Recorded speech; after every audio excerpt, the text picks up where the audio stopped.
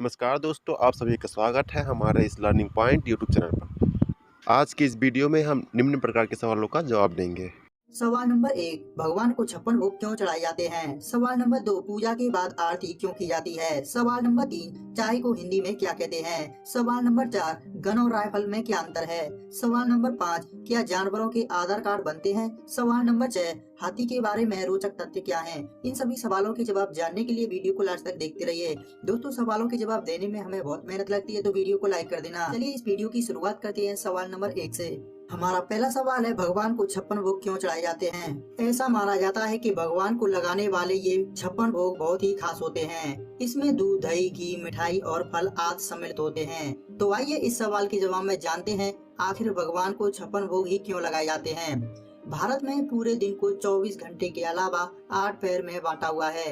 एक पहर 3 घंटे का होता है, जो समय की एक इकाई है। ये आप सभी जानते हैं कि सप्ताह में 7 दिन होते हैं।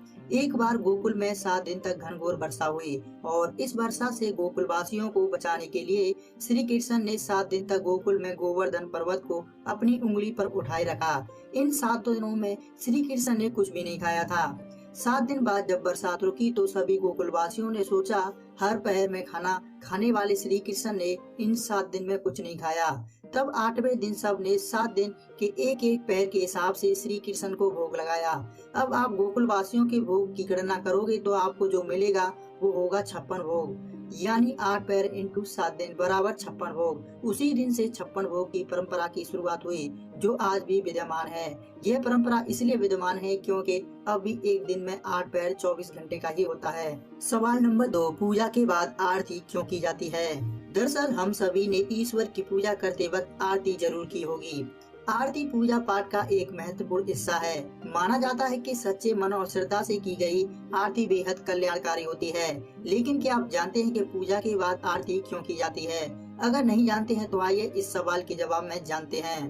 धार्मिक मान्यता है कि अगर कोई व्यक्ति मंत्र नहीं जानता, पूजा की विधि नहीं जानता, लेकिन आरती कर लेता है तो भगवान उसकी पूजा को पूर्ण रूप से स्वीकार कर लेते हैं। आरती हिंदू धर्म की पूजा परंपरा का एक अत्यंत महत्वपूर्ण हिस्सा है। इससे आसपास के वातावरण में मौजूद नकारात्मक ऊर्जा भाग जाती है और सकारात्मक ऊर्जा का संचार होने लगता है।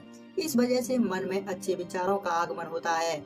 जैसा कि हम सभी जानते हैं कि खुशबू या सुगंध का हमारे जीवन पर क्या असर पड़ता है। इससे हमारा दिल और दिमाग शांत रहता है और महसूस होता है कि ईश्वर की कृपा मिल रही है। सवाल नंबर 3, चाय को हिंदी में क्या कहते हैं? आपको बता दें कि अक्सर IAS इंटरव्यू में ऐसे सवालों के जवाब पूछे जाते हैं जो सुनने में बहुत आसान लगते हैं, लेकिन उनके जवाब देना मुश्किल होता है। इसके लिए आपको अपना दिमाग इस्तेमाल करना होगा। तो आइए इस सवाल के जवाब में जानते हैं, चाय को हिंदी में क्या कहते हैं। चाय को हिंदी में दूध, जल मिश्रित शर्करा युक्त पर्वतीय बूटी कहते हैं। सवाल नंबर 4, गन और राइफल में क्या अंतर है? इस सवाल के जवाब में हम आपको गन और राइफल में क्या अंतर होता है ये समझाने की कोशिश करेंगे।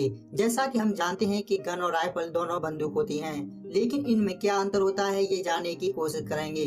नंबर 1, गन या बंदूक वो हथियार होता है जिसमें मेटल ट्यूब होता है, जहां एक उच्च बैलिस्टिक चाप में गोलियों को एक उच्च बैग से दागा जाता है। जबकि एक राइफल वो हथियार या बंदूक है जिसमें एक लंबी बैरल होती है, जो राइफल या ग्रोइंग बुलेट के लिए गति प्रदान करती है।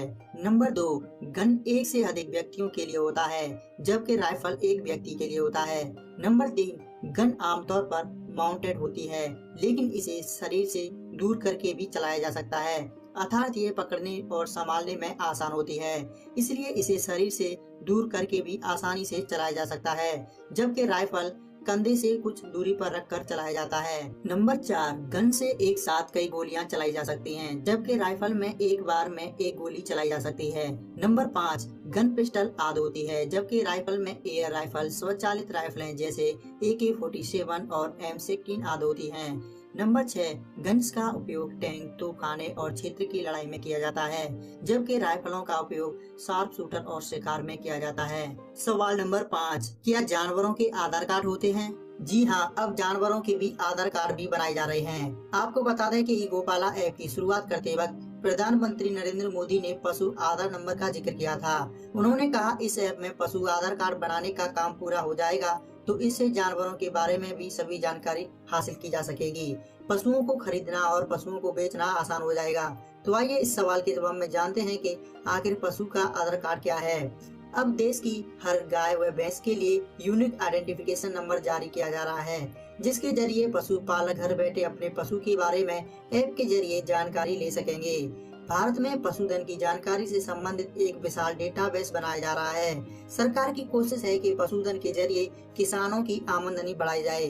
केंद्रीय पशुपालन विभाग के मुताबिक अगले 1.5 साल में लगभग 50 करोड़ से अधिक मवेशियों को उनके मालिक, उनकी नस्ल एवं उत्पादकता का पता लगाने के लिए डिजिटल प्लेटफॉर्म पर यूनिक आईडी दी जाएगी।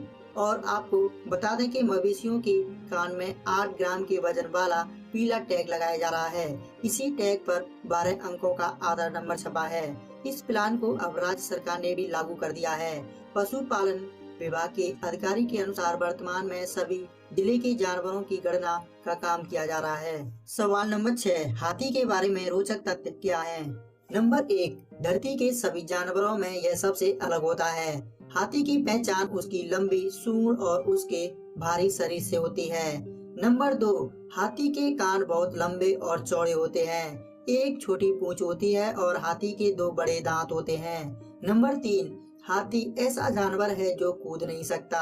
नंबर 4, हाथी की सूंड की मांसपेशियां बहुत मजबूत होती हैं। इसकी सूंड का वजन 130 किलोग्राम के आसपास होता है। नंबर 5, हाथी एक शाकाहारी प्राणी है जो छोटी टहनियाँ, पत्तियां और फल खाते हैं। पालतू हाथी केले और गन्ने भी खाते हैं। नंबर 6, पुराने जमाने में हाथी का उपयोग सेना में होता था। युद्ध में यह किसी हथियार से कम नहीं होता था। नंबर 7, हाथियों की उम्र 100 सालों से भी ज्यादा होती है। हाथी अपने भारी शरीर का वजन अपने पैरों से उठाता है जो बहुत मजबूत होते हैं। हाथी 8 फीट से भी ज्यादा ऊंचा होता है। नंबर 8, धरती पर हाथी की प्रजातियों को 2 भागों में बांट सकते हैं। एक तो होता है एशिया का हाथी और दूसरा होता है अफ्रीका का हाथी। नंबर 9, सबसे रोचक बात यह है कि हाथी भारी भरकम शरीर होते हुए भी पानी में तैर भी सकता है। नंबर 10, हाथी के शरीर में गर्मी बहुत ज्यादा होती है, इसलिए हाथी अपने कान हिलाकर गर्मी बाहर निकालता है। नंबर 11, हाथी की चमड़ी 1 इंच मोटी होती है और ये एक दिन में 120 किलो तक भोजन कर सकते हैं। नंबर 2, हाथी के दांत से आभूषण और सजावट का सामान बनता है, जिससे हाथियों का शिकार भी बहुत ज्यादा होता है। दोस्तों, आशा करता हूँ आज की इस वीडियो में बताए गए सभी सवालों के जवाब आपको जरूर पसंद आए होंगे। अगर आपको ये वीडियो पसंद है तो वीडियो को लाइक करना, शेयर करना। अगर आप ऐसे ही और रोचक सवालों के जवाब जानना चाहते हैं तो आप हमारे चैनल को सब्सक्राइब कर सकते हैं और बेल आइकन को दबाना बिल्कुल ना भूलें, जिससे हमारी हर वीडियो सबसे पहले आप तक पहुँच सके। अगर आपका कोई सवाल है तो आप हमें कमेंट बॉक्स में पूछ सकते हैं, हम उसका जवाब देने का पूरा प्रयास करेंगे।